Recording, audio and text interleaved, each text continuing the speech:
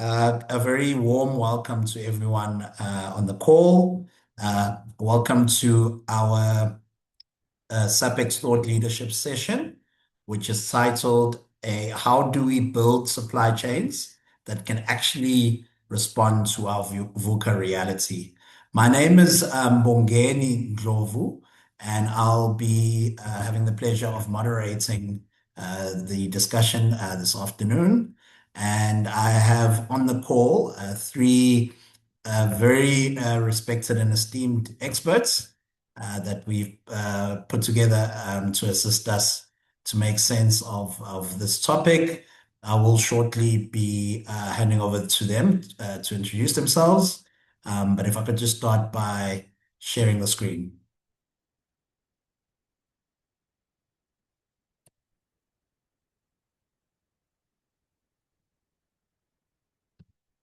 There we go.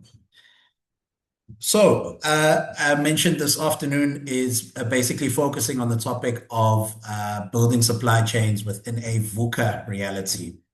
The inspiration for this topic basically extends from the ASCM, Association for Supply Chain Management, Top 10 Trends. Many of you in the community would have seen a presentation that we did for our annual general meeting in May of 2026, where we unpacked these trends. If not, please go and access that recording on YouTube. The discussion today extends the top 10 trends by basically focusing on the topic of building supply chains within VUCA. Now, VUCA means volatility, uncertainty, complexity, and ambiguity. It's actually a term that is sort of well established now from the 1980s, but tends to be the sort of dominant term to describe our current operating environment. We know that now in 2026, our global supply chains are under tremendous strain based on various factors, including, of course, the Iran war and the closure of the Hormuz Strait. The International Energy Agency says and predicts that this would be the largest oil supply disruption in history, and even says that the shocks are even larger than the shocks of the 1970s. We know also about the uncertainty of the environment based on the fact that we've had various changes in policies like tariffs, various geopolitical tensions, and we know that our environment is very vulnerable to climate change and its impacts, for example, on our operations and supply chains. So what we wanted to do this afternoon is to bring together a panel of experts who can help share their insights and views on what kind of operating models and sort of insights that they can share on really operating within an environment that seems to be continuously volatile, uncertain, and complex and ambiguous. So without further ado, let me introduce each of my panelists in turn and ask them to say a few words, and then we'll proceed with the panel discussion. Starting with you, Eddie Josling. Welcome to the call. Please introduce yourself to Thanks. the people online. Thanks, Umageni. Good afternoon, everyone. My name is Eddie Josling. I've been involved in implementing ERP systems locally and internationally for the past 25 years. So mainly in the supply chain, the planning and manufacturing space. The last 3 years, we basically also switched to flow-based operating models. So with the ERP implementations, we're implementing flow-based models. I'm holding a management accounting degree. I'm currently director and co-founder of Kira Consulting, a company that specializes in ERP and flow-based planning solutions. And father of 3 daughters. So very welcome. Thank you very much. And we're looking forward to your insights, Eddie. Our second panelist is Mr. Ruben Lawrenz. Welcome, Ruben. Please introduce yourself.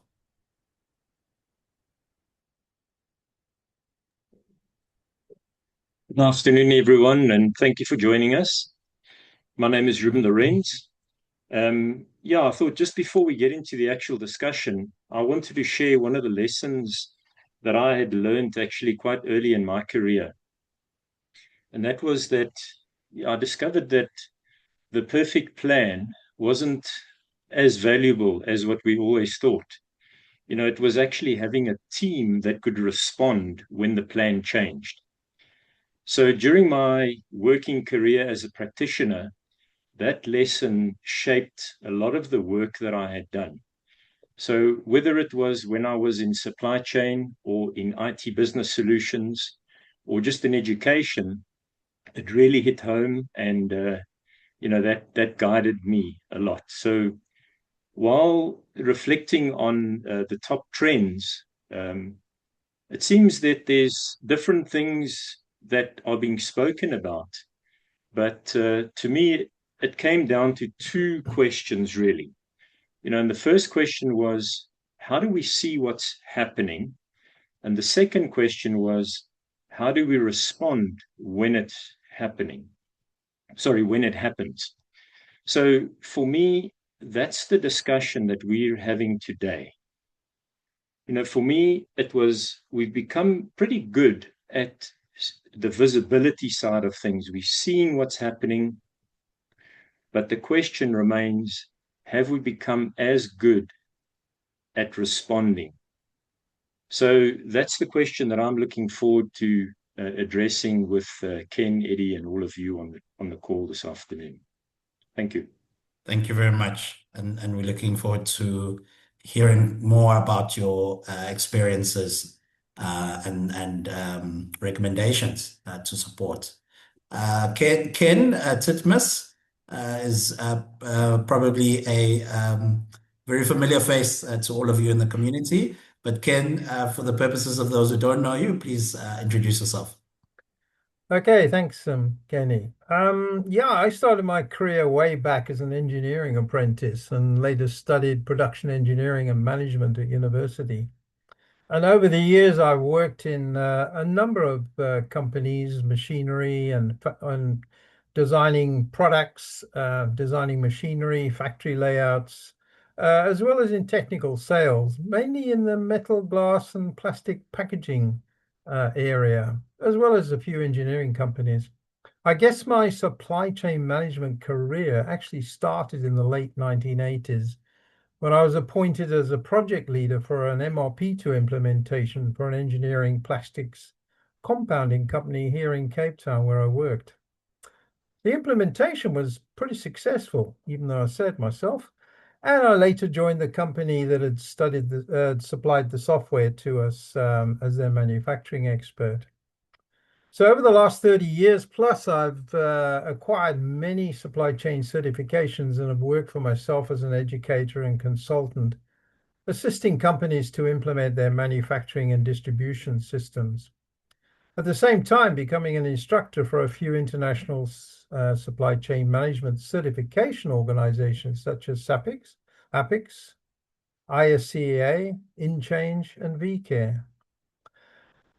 But more recently, I've become more involved in the Demand Driven Institute and their professional certification programs, which I use to educate my clients, as well as implementing the demand-driven methodologies at manufacturing and distribution companies, both locally and abroad, using the latest demand-driven suites of software. So that's a little bit about me. Back to you, Mbangeni.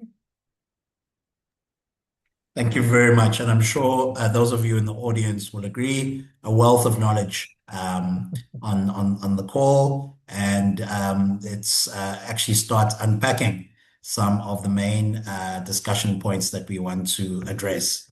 So in light of these top 10 trends and trying to understand supply chains from a VUCA perspective, we've compiled 8 key questions that will define this afternoon's discussion. I'll just go through them briefly. So why are we still firefighting despite better technology? Why don't our traditional planning systems respond within a VUCA world? Has accurate forecasting reached its practical limits? Are companies drowning in data and then therefore helpless to respond? Should we be focusing on flow rather than cutting costs? What actually creates flow and operational stability? How should our supply chains adapt to increasing volatility? And lastly, how might pull-based systems support the recent list of ASCM top 10 supply chain trends? So those are our eight key questions. What we'll do in order to make the discussion more smooth is I will work through the questions with our panelists, and then afterwards we'll wrap up and then have a question and answer. If there are any questions that come to mind, you're welcome to use the chat function and put in any questions you want. So those are the questions, and I'd like to work through them systematically with the panelists, starting with you, Eddie. So the first question is, why are companies still firefighting despite all the technology that we have at our fingertips in 2026? Thanks, Mamagene. So, my mother, she just turned 82, and she said to me once, technology is a wonderful thing, but if it doesn't work, it's an absolutely nightmare. Now, I think, many of us can sort of have a chuckle or smile about that. That when we look at, for instance, in our businesses, and we see what the role of technology is starting to play, the most recent advances in AI and the like, that it's just absolutely incredible, the power of technology, especially in our supply chains. So, technology needs to do a couple of things. It needs to make our lives better. It's promising, better productivity. It needs to give us better information, like Ruben also said, easier to make decisions. And in some cases today, it's actually making those decisions for us.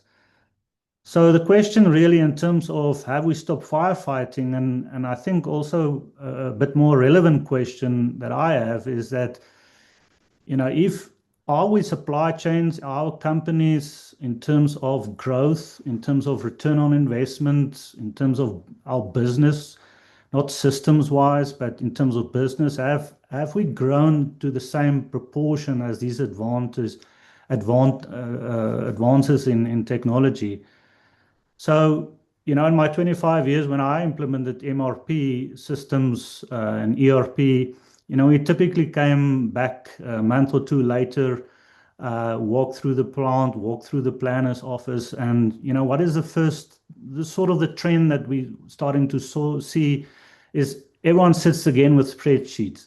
Now, we sort of didn't understand what was actually going on. So there was constant conflicts of this firefighting that happened between the different departments.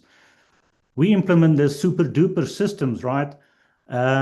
We started to challenging the training, the understanding, the commitment of the planners. We said they need to have more supply chain training.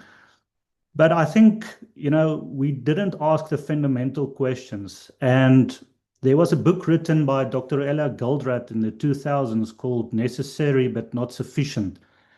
And in this book, he actually argued the point in terms of technology that what we need to do is we need to start challenging and validating some of our basic assumptions on the rules that our technology is built on. That's where it's called necessary, technology necessary, but not necessarily sufficient.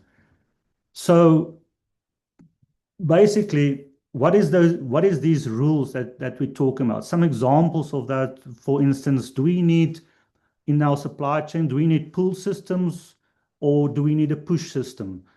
Which demand signals should we start using? Should we use actual customer commitments? Should we use a forecast?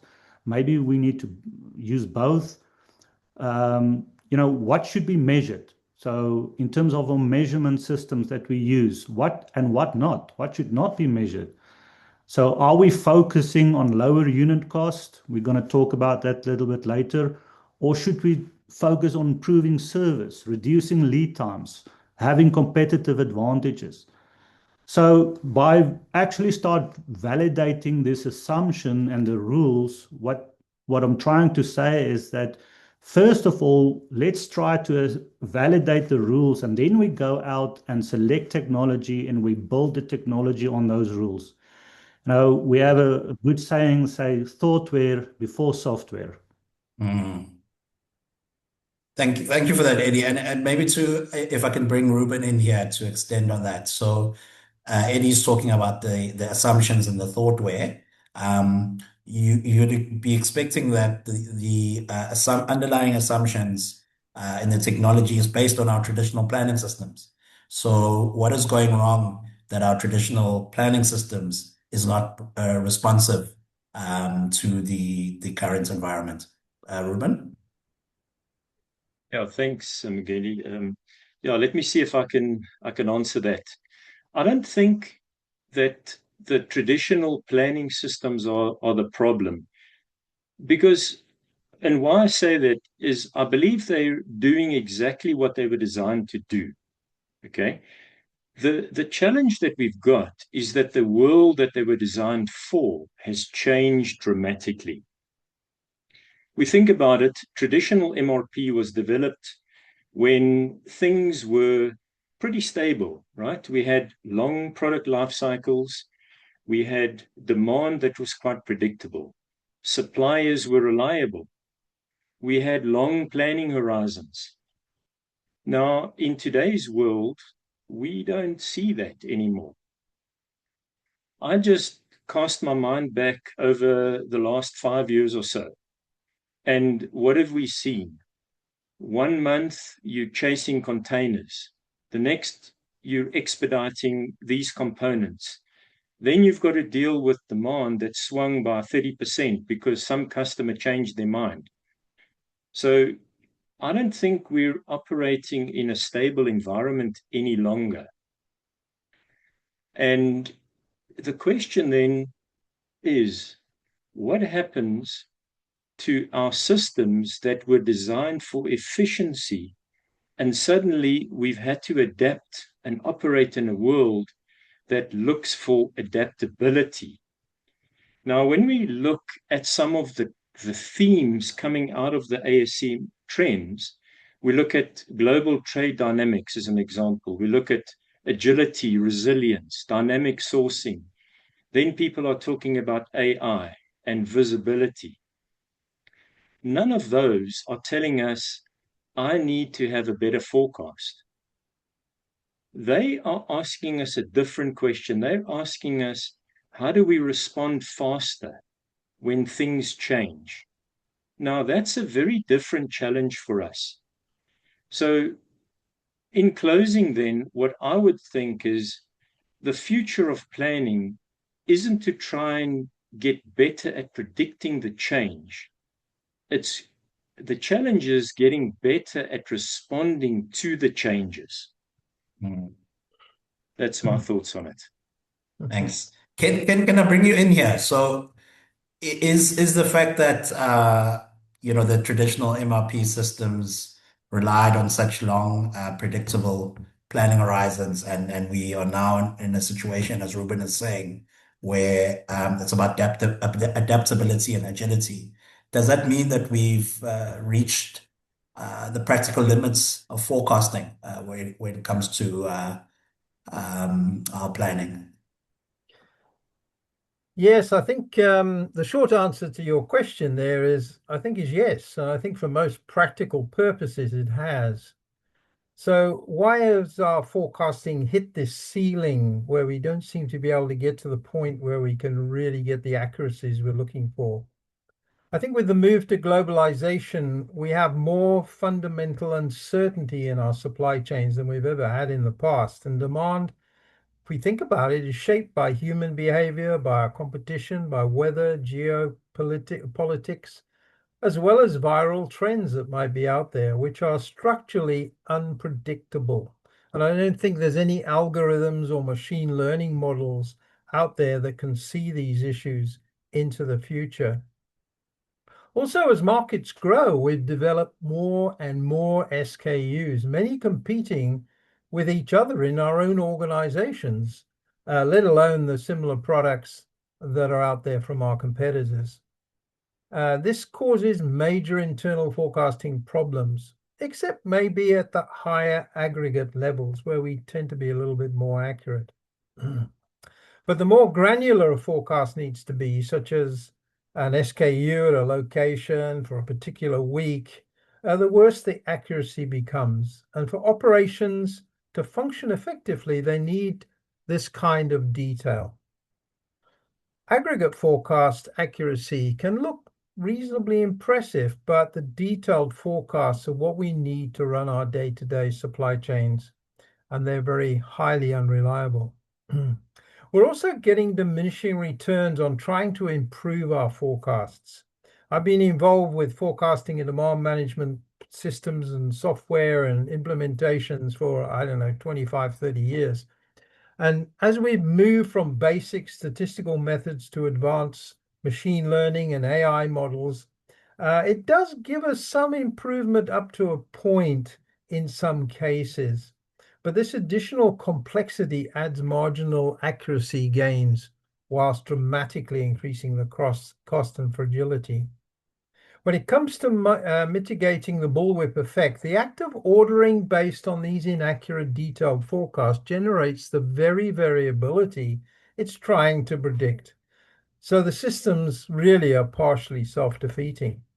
We know that black swan events are definitely unforecastable. Recently, we've had pandemics and financial crisis, ships stuck in the Suez Canal, as well as wars in Iran and Iraq. Sorry, Iran and Ukraine. And these events break any forecasting models developed by man. No amount of historical data will predict these kinds of major disruption events. And that's not to mention the smaller local events that can disrupt your business and supply chains as well. So to manage our supply chains effectively, we need a paradigm shift from maybe forecast accuracy to adaptive response. The leading thinking in supply chain management today is moving away from forecast better, perhaps towards respond faster, a fundamentally different mindset. So what does adaptive response look like in practice? I think there's 4 possible answers to that. We can look at demand-driven methodologies, we can look at postponement, resilience over efficiency, and lastly, maybe sense and response systems that are using real-time demand signals. Forecasting, as Ruben just mentioned there, is necessary, but it's not sufficient. And treating it as a primary mechanism for supply chain control, I think, is a big mistake. The practical limit of forecast accuracy isn't just technological, it's conceptual. A supply chain designed around forecast accuracy will always be fragile, and it is betting that the future will resemble the past. The most stable supply chains, I think, are those that are going to be designed to function well despite forecast error, not those that are chasing this impossible dream of getting the forecast right. However, forecasting and demand management still has its value in our operations, particularly for capacity planning, financial planning, long horizon strategic decisions. But as an operational control mechanism, I think it's largely reached its practical limits. And the competitive advantage lies in speed of response, buffer strategy, and supply chain design. Unfortunately, not in forecast precision. Back to you, Mbangeni. Thanks. I was taking a lot of notes there. For those of us who are not experts in the room, could you explain? You mentioned one term, the bullwhip effect. Ken, could you just explain what that means? Yeah, well, the bullwhip effect means that as we have very small changes in demand down at the customer, as we go back up the supply chain through the various Yes. tiers, we get this demand. It gets bigger and it expands and distorts, and so by the time it gets to the first people in the supply chain, it's really got out of hand. Yeah. No, makes sense. Thanks. I want to bring Ruben back in here. Ken has mentioned the diminishing returns of planning. It's quite interesting because the trend with Internet of Things and autonomy has been to have more sensors on things, track more variables, and this idea of big data assisting us to answer. But if we are having diminishing returns, are we just drowning in data without being able to respond in the way that we want from an adaptability perspective? Ruben? Yeah, thanks, Mbugeni. I agree that most companies don't have a shortage of data or information. I think, if anything, they've just got way too much. So the question behind that for me is, are we helping planners to make better decisions, or are we giving them more dashboards to look at? I mean, I've worked at companies, we've spent millions of rands, millions, and we've tried so many systems, ERP systems, advanced planning systems. We've implemented BI dashboards. We've done analytics coming out of our ears. And those are all things that are on the ASCM trends. Now, I started a position some years back, and when I walked in there, the team said to me, we have around 10,000 system-generated action messages, okay?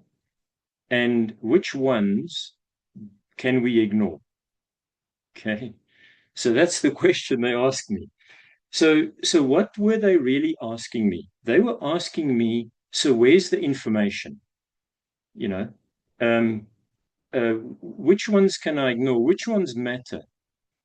So then the realization comes that the visibility is one thing. So visibility is really important. Okay, you need that visibility. But the real issue is to be able to decipher the information. And once we've deciphered it, to be able to make decisions really quickly.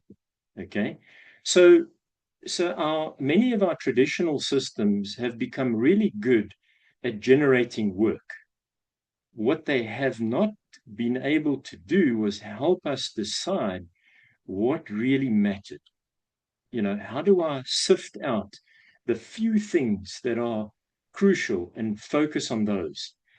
So when we look at the trends, AI, automation, visibility, those really dominate. And yes, they are very, very important. But what we're looking for is, how do we help people make better decisions and make them faster?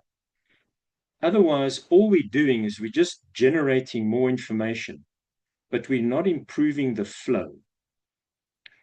So my thinking behind this is that the competitive advantage that's kind of locked away there won't be with a company that's got the most data, because we're all drowning in data. It's going to be to the company that can respond the fastest. That's my take on this thing, Mungeni. No, I think it's a compelling argument. So we are recognizing that our traditional systems are ill-equipped for our environment. We're recognizing that we need to move more to adaptability and quick response in the way in which we manage. And Ruben even alluded to the point of flow, that we manage flow. But how do we reconcile if we're in consensus about this position. How do we reconcile managing flow versus cost containment? How do we reconcile those two positions? Thanks, Mumagene. Yeah, so one of the deep truths that we have today is that cutting or saving costs falls directly to the bottom line. And I think if everyone in the audience sort of listened to that, so, do we agree with that statement? And I think it's not as easy as it sounds. So, as soon as there's issues in business, as soon as there's a downturn, the easiest thing to do is to start cutting costs. And there was a Nobel Prize winning physicist called Niels Bohr. So he said that the evidence to replace a deep truth, must be so compelling or so obvious that people must let go of the status quo. So if we think about the deep truth of today, and the deep truth is sort of like cutting cost falls directly to the bottom line equals better return on investment. Now, I think if I challenge anyone to go and stand before the CEO or the CFO or the supply chain director, and you made a comment saying, we should not focus on minimizing cost or minimizing unit cost. I think it might be career limiting in some instance. And there was another author called Deborah Smith. She wrote in her book Demand-Driven Performance using smart metrics. And she said that the title cost management or cost accounting is misleading us to believe that cost can actually be managed. Now, the first time I wrote that, it sort of blocked me in my tracks. What does that mean? How is it possible that we can't manage cost? But then she continues to say, for instance, like us as managers, we make decisions. Those decisions that we are making return some cost, and that cost the flow of cost is then sunk. So in other words, it cannot be undone by some sort of decision on how to utilize them. So if you think about, we spend money in installing a machine in a factory, that cost that we spend is sunk. So we can't undone it by utilizing that machine 100%. So we manage people, we manage resources, and the cost is an outflow of those decisions. So it's how well we manage cost, that is how we manage flow, is that's outcome of this cost. So there's also a guy called George Plossel. He was one of the fathers of MRP, and he actually wrote that all benefits will be directly related to the speed of relevant flow of relevant information and materials. So it's sort of the first law of manufacturing. And so what is important that we need to understand is this flow of materials is in both directions. So it's in terms of material as well as information. In other words, it's bidirectional. So what is this benefits that he's talking about? So he's talking about improved service. We are talking about maximized revenue, lower inventories. Our expenses will be reduced, and we will improve our cash flow. So what happens when we start maximizing revenue, when we decrease inventory, and when cost goes down, our expenses? It means that our return on investments goes up. And it is basically that we need to, all three of these elements needs to go down or improve simultaneously, not just the one over the other. So in other words, we can't just cut cost and expect a better return on investment. So Einstein also once said that the significant problems that we face today We cannot solve that with the same level of thinking as when we created them. Mhm. I want to thank you so much, Eddie. I want to continue unpacking these concepts of flow. Ken, do you have the same understanding of a flow as Eddie has presented it? And what are the implications for managing operational stability on this idea of managing flow? Could you elaborate on that? Yeah, no, absolutely. Flow, I think, and operational stability, they don't come from speed alone. They're going to come from managing the variability and constraints in our supply chains. Let me talk about 8 suggestions, I think, that I believe can actually drive flow and stability in our supply chains. The first one, and I mentioned constraints, is constraint management, the theory of constraints, Ellie Goldratt. Excellent stuff. We know any system moves only as fast as its bottleneck. So true flow requires identifying, subordinating everything else to that constraint, and then elevating that constraint, and then speeding up. Speeding up non-constraints really just creates piles of inventory and not improving flow at all. The second thing maybe we need to look at is demand signal clarity. Distorted demand signals really destroy stability in our operations. We have probably all experienced, as you mentioned, the bullwhip effect.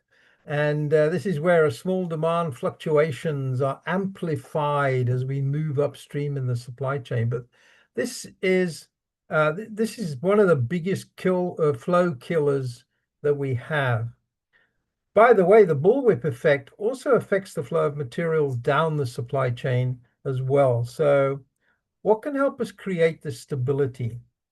Well, I think sharing real as opposed to forecast data as we move upstream in the supply chains is going to help. Reducing order batching, which helps flow, smaller batch sizes, and then stabilizing replenishment signals by using strategic buffers in our supply chain. So let's look at a couple of those. Reducing batch sizes. Large batches feel efficient, but they absolutely kill flow. They create long queues, delayed feedback, and lumpy demand. Smaller, more frequent batches smooth throughput and expose problems faster. And this has always been a core insight from Lean and also the Toyota production system. I also mentioned buffer strategy. We mentioned that stability requires strategic buffering. This is placing inventory or capacity or time buffers in the supply chain, not everywhere, but at the right points in our supply chains. And the goal isn't zero inventory. It's correctly positioning and sized inventory that is dynamically adjusted as the demand in our supply chain changes. Number 5, I would say, is variability reduction. Variability in our supply chains is another big destroyer of flow. And therefore, anything we can do to limit this will provide benefits for our goal of flow. Variance comes from many places in our supply chain, such as supplier lead times, variance, process lead time, process times, demand variance. They all degrade flow. So stability is going to come from maybe having more reliable suppliers, standardized processes, predictable replenishment cycles, perhaps. Number 6 on my list is decoupling points, and we are finding that strategically placed decoupling points in the supply chain stop that transfer and amplification of variability both up and down the supply chain. We get reduced demand signal distortion going up the supply chain, and we get better supply continuity of materials coming down the supply chain. And these points of independence stop the dependencies in the supply chain that in the past have caused instability to ripple throughout our entire networks. Number 7, visible, timely information. We see flow breaking down when we make decisions on old, outdated, or incomplete data. So having real-time accurate visibility is key.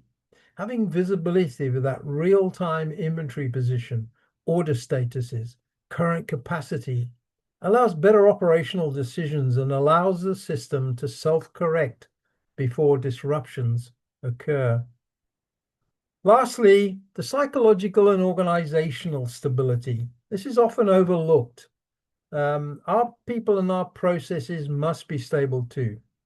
Frequent priority changes and firefighting we've spoken about, and poor cross-functional communications can create as much disruption as physical variability.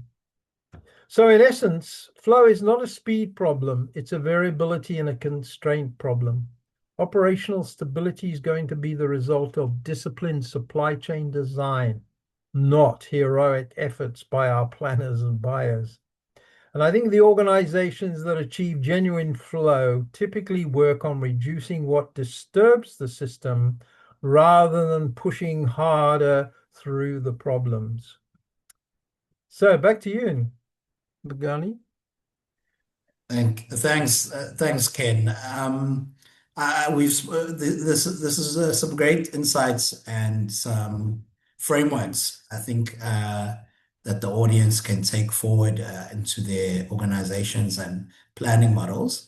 I'm getting ready to welcome some questions and comments from the audience.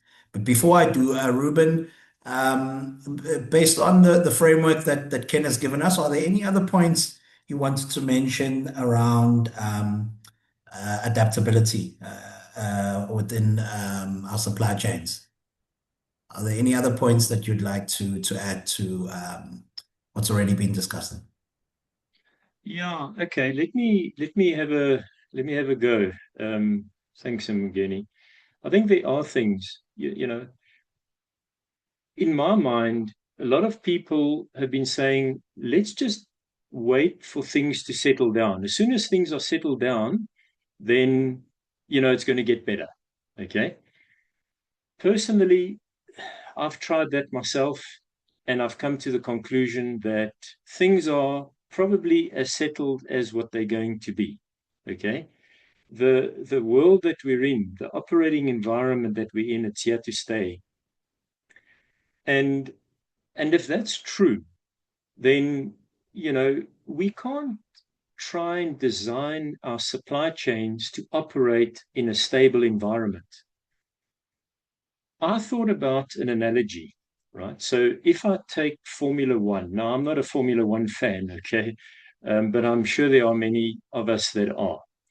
But the thing that stands out for me around Formula One is those guys know that something will go wrong when they're racing around the track.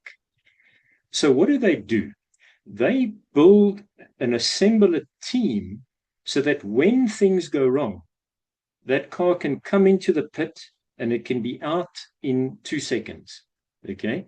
So that's what they've taken that environment, the uncertainty and the probability of all the things going wrong, condensed it down and said, okay, so what do? How do we become super slick at whatever gets thrown at us? We want to get the car out there and going again.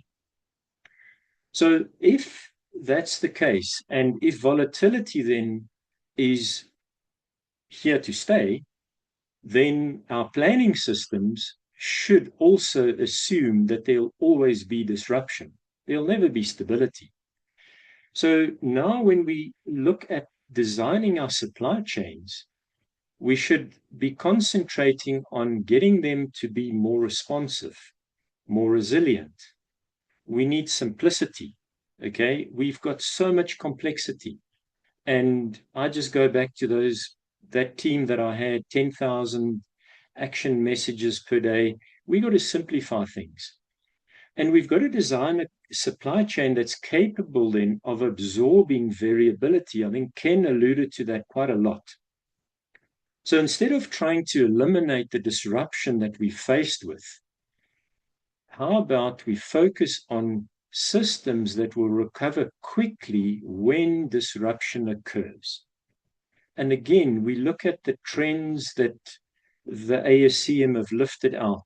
We have agility, we have resilience, we've got dynamic sourcing, AI, visibility. All of them are asking us one thing: how do we respond better? So for me, in conclusion, then, resilience isn't about avoiding the disruptions. It's about recovering from it faster than what our competitors can and do. Thanks, Mungeni. I don't know if that answered your question sufficiently well. Absolutely, absolutely. And a nice summation of the discussion so far. I want to, before we close, and I'll ask Ken to close on his reflections. I'd like to welcome and see if there are any questions or comments from the audience. Has the discussion been relevant to you? Are there things that you can relate to? So any questions or comments? I see in the chat that Louis or Louis made a comment. Are you there, Louis or Louis? Would you like to come in and reflect on your comment that you've made in the chat?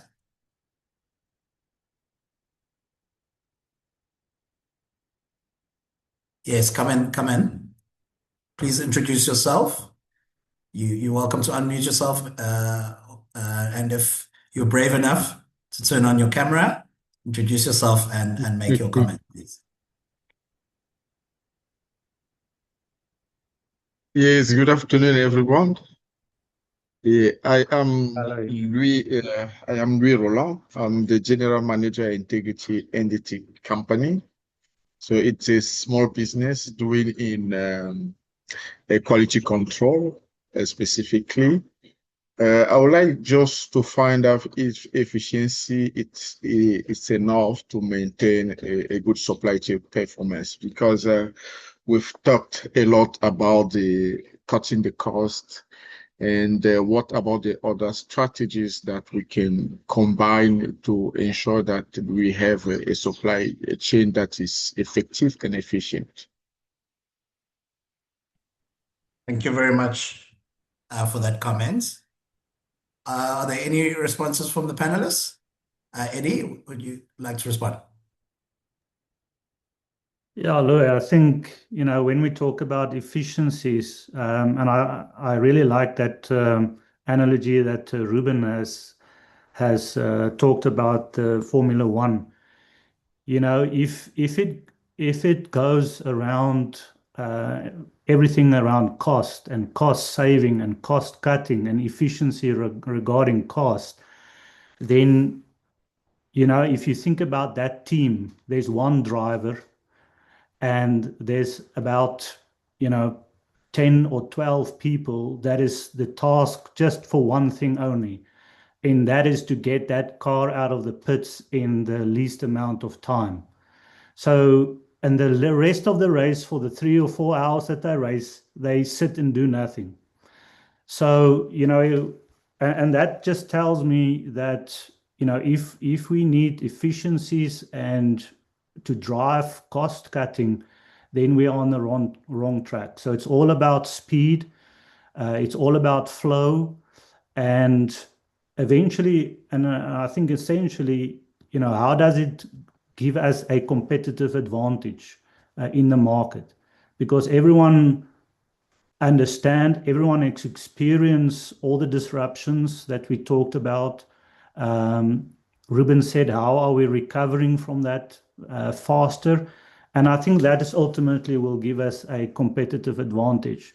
Because if we don't have that, if everyone is the same, then, like in my experience, then the only topic or the only thing that is left on the table to negotiate with our customers is price. Thanks, Eddie, for that response. I want to maybe give or offer a question of my own, Ruben. One thing we haven't discussed is the people side, right? And I think we need to reflect on what this discussion means from a people management perspective. The expectation was that we are going with Industry 4.0, with automation, with AI, we're going into, and with cost cutting, as Eddie has said, the cost cutting mentality is that we want to reduce headcount, we want to increase technology in our supply chains. What does shifting to a more resilient and adaptable model mean from a people management perspective? Yeah, I think that question was directed at somebody else, not me. I think so. Yeah. Sorry, that's my question, Ruben. I'm the one who's Oh, volunteering is a it question. just your question? Yes, I'm You're just giving volunteering it. a question. Okay. All right. Are you comfortable to Okay. respond? Yeah, look, I can try. So the question, I just want to get the question clear in my mind, okay? So we're talking about the people aspect of things, right? And how do we equip our people with the right mindset and tools to be able to deal with the world that we're living in? Yes. Is that really what you're saying? Yes, You're and asking? in addition to that, the mindset of efficiency and cost cutting is actually to reduce headcount. And Yeah. we now, you gave the analogy of the pit stop, the mechanics at the pit stop, Yeah. which is actually now increasing headcount, if you don't have Of any. course. Yeah. Of course it is. So if I just give you two examples, right? The one that relates to the 10,000 action messages per day. Okay, so there we reduce the size of the team by more than 50% over a period of about 18 months. And it was mainly just attrition, but it was improved efficiencies that we could generate. And it was about the mentality that we put in place to increase the flow. So we increased flow through the organization. Of course, we did improve visibility. So a lot of it was around better visibility than what we had. It was about getting tools that were slightly different and being able to distill those mountains of data into meaningful dashboards. So fewer dashboards, more meaningful and more focused. Of course, when we use the Formula One analogy, Eddie also alluded to that, we have a big team behind the scenes keeping the wheels going, right? So the key there is the car should never stop. And if it stops, it should be for a brief moment only, and then it's got to get back into its rhythm. So it's about keeping that rhythm. So for me, if I had to assemble a team today, I would look for one thing, and that will be attitude. Okay. So I can teach skills, but I can't teach attitude. So I'll recruit people that have the right attitude, the right mindset, and I will take them with me, and we will then equip them with the necessary skill set to be able to survive in this VUCA world of ours today. So I don't know, does that answer the question sufficiently for you, Lee? Absolutely. Absolutely. Thank you very much. Ken, we've got 5 minutes to go. Do you want to maybe, and also as part of your closing comments or reflections, just then give us an overall perspective on how pull-based systems support the recent list of the ACM top 10 trends? And it's also a way of us rounding up the discussion this afternoon. Yeah, absolutely. I don't know whether you want to put up that slide I gave you there, Pagani, and so we can see what the top 10 trends are, and then I can comment on them. But I think ASCM's 2026 trend report, it's pushing companies away from that rigid push systems towards flexible pull-based systems. And this confirms really what lean practitioners have argued for years. Pull isn't just isn't just a production technique, it's strategic operating philosophy, perfectly suited to a world defined by volatility, automation, and the demand for real resilience. So if we look at the list of the top 10, number 1 is artificial intelligence, and it was still the same as last year. But I think AI supercharges pull by reading real-time consumption data to trigger replenishment, which static reorder point systems can't really match. And then using machine learning, we can dynamically recalibrate the buffer sizes as demand shift. The second trend there is trade policy and global dynamics, and that is also the same as it was last year, number 2. So pull systems only really order what is actually consumed. So there's no stranded inventory when trade routes shift or tariffs change overnight. And smaller, more frequent replenishments reduce exposure to stockpiles that can become liabilities. So getting those smaller replenishment quantities, smaller batch sizes. Interestingly, number 3, automation, dropped off the list previously. It's come back on again now, number 3. So I think pull and automation really are kind of natural partners. Pull logic decides what needs to happen. Automation handles how it's going to happen. And together they scale during peak demand without piling up unnecessary work in process. Number 4 has come up 1 place from the previous year, agility and resilience. And this is where pull aligns best production starts only when real demand exists, enabling fast capacity changes without forecast-driven inertia. So demand-driven methodologies and drum buffer rope systems cut lead times, they reduce work in process, and the effects on the bullwhip. And these being the structural basics of a resilient supply chain.